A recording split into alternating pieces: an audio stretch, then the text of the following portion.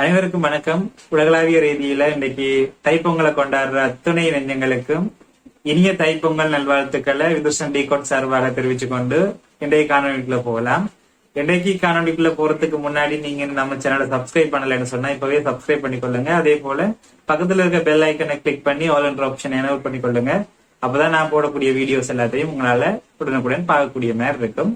சரி, வாங்க வீடியோக்குள்ள போகலாம். இன்னைக்கு எங்கட கடந்து வரும் பக்கங்களினுடைய முதலாவது பகுதியா நான் முத்துக்குமார் எழுதிய இந்த பட்டாம்பூச்சி விற்பவன் அப்படின்னு சொல்லிட்டு கவிதை தொகுப்புல இருந்து அம்மாவின் கரிச்சுவர் அப்படி என்ற கவிதையோட தான் உங்களை சந்திக்கிறேன். ஒவ்வொரு பொங்கலுக்கும் வெள்ளையடித்தாலும் மீண்டும் தன் முகத்தில் கரை பூசிக் கொள்ளுகின்றது சமையலறை சுவர். இப்படி ஒவ்வொரு பொங்கலுக்கு வெள்ளையடித்தாலும் மீண்டும் தன் முகத்தில் கரை பூசிக் கொள்கின்றது சமையலறை சுவர். அம்மாவுக்கும் அதுக்கும் அந்யோன்யம் அதிகம். அம்மாவுக்காய் அழுகிற ஈர விறகுகளின் புகை சோகம் தாங்கி மேலும் கறக்கிறது அது. அம்மாவுக்காய் அழுகிற ஈர விறகுகளின் புகை சோகம் தாங்கி மேலும் கறக்கிறது அது. தினசரி பால் கணக்கு சீட்டு போக தள்ளு என அம்மா அதன் முகத்தில் அடிக்கடி வரைந்து அழகு சேர்ப்பாள். தினசரி பால் கணக்கு சீட்டு போக தள்ளு என அம்மா அதன் முகத்தில் அடிக்கடி வரைந்து அழகு சேர்ப்பாள். அக்காவுக்கு இவற்றிலிருந்து சீக்கிரம் விடுதலை. கல்யாணமானதும் கேஸ் குக்கர் சுவரில் டிஸ்டெம்பர். கல்யாணமானதும் கேஸ் குக்கர் சுவரில் டிஸ்டெம்பர். சுவர் விடுதலை மட்டும் பெண் விடுதலை என்றால் அம்மாக்களை விட அக்காக்கள் அதனை அடைந்து விட்டார்கள். சுவர் விடுதலை மட்டும் பெண் விடுதலை என்றால் அம்மாக்களை விட அக்காக்கள் அதனை அடைந்து விட்டார்கள். உண்மைக்குமே இது ஒரு அற்புதமான ஒரு கவிதை. இது பொங்கலோட சம்பந்தம் இல்லாட்டியும் அந்த பொங்கலுக்கு வெள்ளை அடிக்கிறதோட இது தொடர்படுறதால இந்த கவிதையை உங்களோட பகிர்ந்து கொள்ளணும் அப்படின்னு சொல்லி நினைக்கிறேன். நான் முத்துக்குமாரை பற்றி நான் சொல்லித்தான் உங்களுக்கு தெரியணும் அப்படின்றது இருக்காது. உண்மைக்குமே ஒரு சிறந்த எழுத்தாளர், சிறந்த பாடலாசிரியர், சிறந்த கவிஞர்னு சொல்லி அடுக்கிக் கொண்டு போகலாம். அது எல்லாத்தையும் விட முக்கியமான ஒன்று, அவர் ஒரு சிறந்த மனிதர்.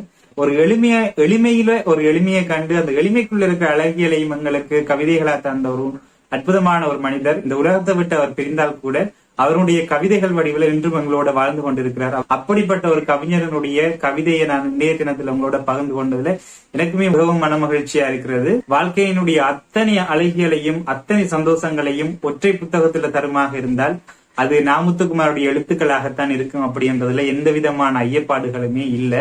அதே மாதிரி இந்த புத்தகத்துல இருக்கிற ஒவ்வொரு கவிதைகளும் உங்களுக்கு நிச்சயம் பிடிக்கும். நீங்க வாசிக்க முத்துக்குமாரனுடைய புத்தகங்களை தேடி தேடி வாசிக்கிறதுக்கு அது உங்களுக்கு வழிவகை செய்யும் அப்படின்றதுல எந்த விதமான மாற்று கருத்துமே இல்லை. இதில் நிறைய கவிதைகள் எனக்கு பிடிச்ச கவிதைகள் இருக்குது. ஒரு சில கவிதைகளை மட்டும் இந்த இடத்துல வாசிக்கலாம் அப்படின்னு நினைக்கிறேன்.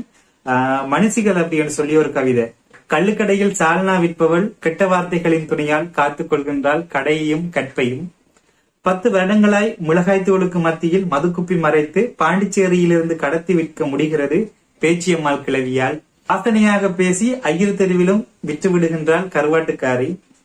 கைக்கும் வாய்க்குமாய் வாழத்தான் செய்கின்றார்கள் இவர்களும். கைக்கும் வாய்க்குமாய் வாழத்தான் செய்கின்றார்கள் இவர்களும் அப்படின்னு சொல்லி உண்மைக்குமே இதுவும் ஒரு நல்ல ஒரு கவிதை. அதே போல இதுல இருக்க இன்னும் ஒரு கவிதை தான் பிரிதலும் பிரிதல் நிமித்தமும்.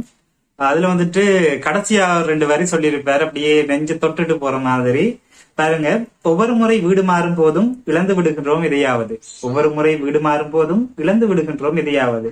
பாட்டிக்கு பாக்கு வெட்டி, தம்பிக்கு தீப்பட்டி படங்கள் கிழித்து ஒட்டி வைத்த கட்டுரை நோட்டு.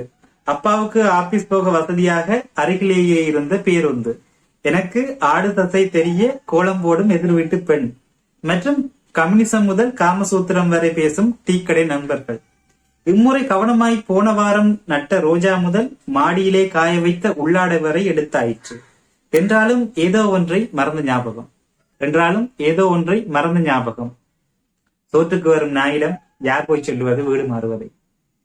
சோற்றுக்கு வரும் நாயிடம் யார் போய் சொல்லுவது வீடு மாறுவதை. இப்படி எளிமையான விஷயங்களை, நாங்க கவனிக்காத விஷயங்களை கூட அந்த கவிதைக்குள்ள உள்ளக்கூடிய இந்த முத்துக்குமாருடைய கவிதைகள் கட்டாயம் உங்களுக்கும் பிடிக்கும் நான் நம்புறேன்.